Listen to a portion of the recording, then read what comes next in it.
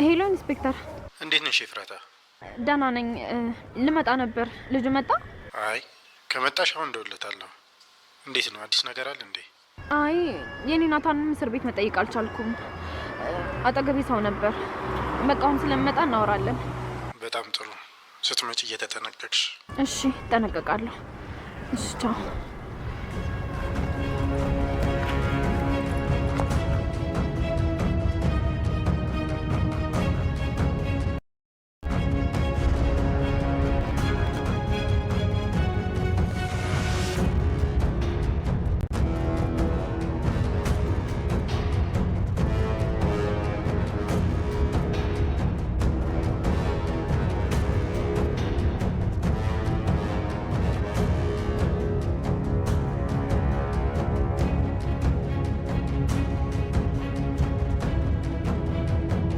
ቆይ ወደ ላይ ነው የምትሄደው?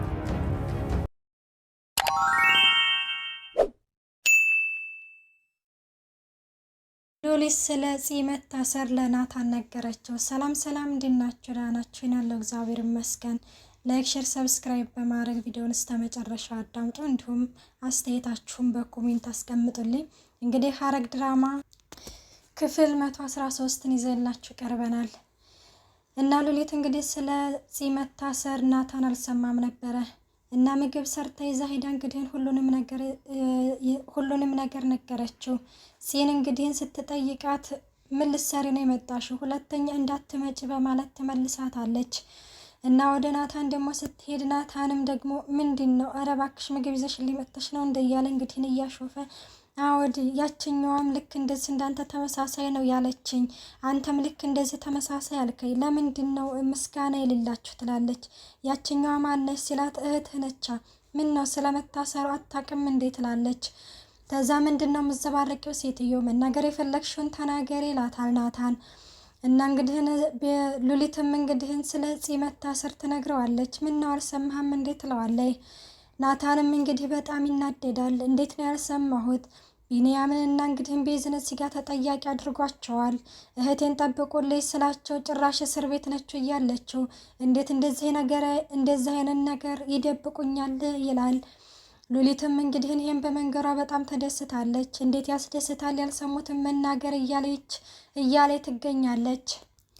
ቤዝ እንግዲህ ፂን ልትጠይቃት ስትመጣ ፂም እንግዲህ እንዴት ነሽ ደህና ነሽ ወይ? ቤት ውስጥ ብቸኝነት እንዴት ይዞሻል? ትላታለች። ነገሩ ብቸኝነት አይሰማሽም ሉሊት እያለች ስትላት ቤዝም እንዴት ስትኛለሽ ፂ ትላታለች። አዎ ከምሬ ነው። ኋላ በባለፈው አስወጥተሻት መልሰሻት የመጣሽው ካለሷ መኖር እንደማትች ነው የተረዳሁት ትላለች። ቤዝም እባክሽ እንደዚህ አትበይኝ፣ ተረጋጊ፣ ስትወጪ ሁሉንም ነገር እናወራለን ስትላት እውነቴን ነው ቤዝ፣ ዳግመኛ ተመልሼ ስመጣ ሉሊትን እዛ ቤት ካገኘኋት አልቀመጥም ትላታለች። እና ለማንኛውም ራስሽን ጠብቂ ትላለች ቤዝ። ለትንሽ ነገር ቢሆንም ለትንሽ ቀን ቢሆንም ይህንን እስር ቤት አይቼዋለሁ፣ መቀየሪያ ልብስ ይዤልሽ መጥቻለሁ ትላትና እሺ ቻው ትላታለች። ፂ እንግዲህ እሺ ቻው፣ ሰዓት አልቋል ከመባላችን በፊት ብሄድ ይሻላል ትላታለች። ቤዝም እንግዲህ ቻው ትላትና ወደ ናታን መጠየቅ ትሄዳለች። ናታንም እንግዲህ እንዴት እንደዚህ አይነት ነገር ትደብቁኛላችሁ ይላል። እህቴ ያልመጣችሁ አትምጪ ስላልኳት ነው ወይ ሲላት ቤዝን አውዲ አሁን እንዲያውም ተደብቂያን የመጣሁት ብታይኝማ አብረሽ ካልሄድኩም ትለኝ ነበረ ስትለው ኧረ እባክሽ እንዴት አይኔን እያየሽ ትደብቅኛለሽ ይላታል። ቤዝም ምን ማለት ነው ስትለው እህቴ መታሰሯን ሰምቻለሁ ሲላት ማን ነገረ ስትለው ካንቺ በፊት ሉሊት መታ ነበረ ይላታል። እና ለማንኛውም የእህቴን ነገር ተውት ለኔ፣ እኔ እዚሁ እስር ቤት እያለሁኝ አስፈታታለሁኝ። ከዛሬ ቀን ጀምረሽ ልትጠይቅኝም እንዳትመጪ፣ ጠያቂም አላስተናግድም በማለት ትቷት ሄዳል። ቤዝ እንግዲህ እሳት ጎርሳ ወደ ቤት ስትመጣ የጠበቃት ነገር ሌላ ነው። ሉሊት እያለች ወደ ውስጥ ስትገባ እናም እንግዲህ አንቺ ቆይ ችግርሽ ምንድን ነው? ከዚህ ቤት መንቅሬ ባስወጣሻው ምንድን ነው የሚወጥሽ? ትላታለች። ሉሊትም በስቲ ሞክሪዋ፣ እዚህ ቤት ድርሻ እንደሌለኝ ነው ወይ የምታስቢው? እንኳን እኔ ድርሻ ያለኝና ሌላም ሰው መጥቶ እየተቀመጠ ነው ትላታለች። ከዛ ኧረ እባክሽ እንዴት ነው እንደዚህ የምታስቢው? ማነው የልቤ የሰጠሽ? እያለቻት ትገኛለች። ቤዝዬ እንደዚህ ስለማንኛውም ጀግና አያጫውትሽ ትላታለች ሉሊት። ብዙ ሚስጥሮች እንዳሉኝ እኔ ጋ አትርሽ ስትላት፣ ቤዝም እንግዲህን ምንም አማራጭ የላትም። ሉሊት የምታስፈራራት እንግዲህ በዚህ ነው። አባቷ ሞት አልሰማችም። ሉሊት ደግሞ ያንን እነግራታለሁኝ እያለ ቤዝን ታስፈራራታለች። እና ቤዝም ምንም አላለችም። ትታት ወደ ፎቅ ትወጣለች። ፎቅ ተወጣና ለምንድን ነው ሁሉም ሰው እኔን እንደ ጥፋተኛ የሚያደርገኝ? ጺም ትነሳና እኔ ላይ ትጮኻለች። ኤፉም ትነሳና እኔ ላይ ትጮኻለች። ናታን እንኳን ያስብልኛል ብዬ አስብ ነበረ። ሁሌ እህቴ ነው የሚለው ትላለች። ሁሉም ሰው ምስጢር ከኔ ይደብቃል እያለ ለብቻዋ ታወራለች። እና በባለፈው ክፍል እንዳየነው ናታን ስለ ኤፉ አደጋ ምክንያት እኔ ነኝ እያለ ራሱን እየወቀሰ ነበረ። ቤዝም ለምንድን ነው ራስን የምትወቅሰው? አንተ ቆይ ምን ታደርግ ትለዋለች። ከዛ እንደዛ ስትለው እንግዲህን ናታንም ቤዝን እንዴት ነው ቀለል አድርጋችሁ የምታዩት ይላታል። እኔ ከጎኗ በሆነ ኖሮ እንዲህ አይነት አደጋ ይደርስባትም ነበር ይላል። ቤዝም ለማንኛውም ወደ መፍትሄው ብንሄድ አይሻለም ወይ ስትለው፣ ናታንም እሺ ምን እናድርግ ይላታል። እንደዚህ እያወሩ እያለ ለናታን አንድ ስልክ ይደወልለታል። ዶክተሩ ነበረ። እናም ዶክተሩ እንግዲህ ስለ ኤፉ ጽንቱንም ልጁም እንግዲህ የሱ እንደሆነ ሊነግረው ነበረ። ለኤፉም እንግዲህ ከዚህ በላይ መታገስ እንደሌለበት ነግሯን ነበር ለዶክተሩ። እና እንግዲህ ሊነግረው እንግዲህ እና በድንገት ይነሳና ጃኬቱን አንስቶ ቤዝ በቃ መሄድ አለብኝ ይላታል። እንዴ ምን ማለት ነው? በዚህ ምሽት ወዴት ነው የምትሄደው? እንደዚህ ነው ወይ ንግግራችን? ትለዋለች። አሁን ወዴት ነው የምትሄደው ስትለው፣ መፍትሄ ብንፈልግ አይሻልም ወይ ይላታል። አይ መሄድ አለብኝ፣ አስቸኳይ የማደርገው ነገር አለ ትለዋለች። ከዚህ የበለጠ አስቸኳይ ምን መጥቶ ነው ስትለው፣ አይ መሄድ አለብኝ ትላለች። እሺ በቃ ሄዲ። ቤዝም እንግዲህ ሂድ በቃ አላስጠብቅ ሳይመሽብክ ኪር ትለውና ትጥላው ትሄዳለች። ናታንም ለምንድን ነው በትልቅ በትንሹ እንደዚህ የምትናደጁ ይላታል። ቤዝ እያለ ቢጠራትም ቤዝም አልሰማችውም፣ ወደፊት ትሄዳለች። ኤፉም እንግዲህ ለአቤል አንድ መደራደሪያ አቀረበችለት። አቤልን እንግዲህ ምን እንደምትፈልግ በምላሹ ነገረኝና ኤፉን ጺን አስፈታት፣ ተእጺ ላይ ክሱን አንሳ ትላለች። አቤልም እንግዲህን እኔ ብር ነው የምፈልገው ብር ይላታል። ነገሩ አንቺ ከየት አምጥተሽ ትሰጭኛለሽ? እንደማታሳካው አውቃለሁኝ ይላታል። ኤፎም እንዴት እንደማላሳካው አወክ?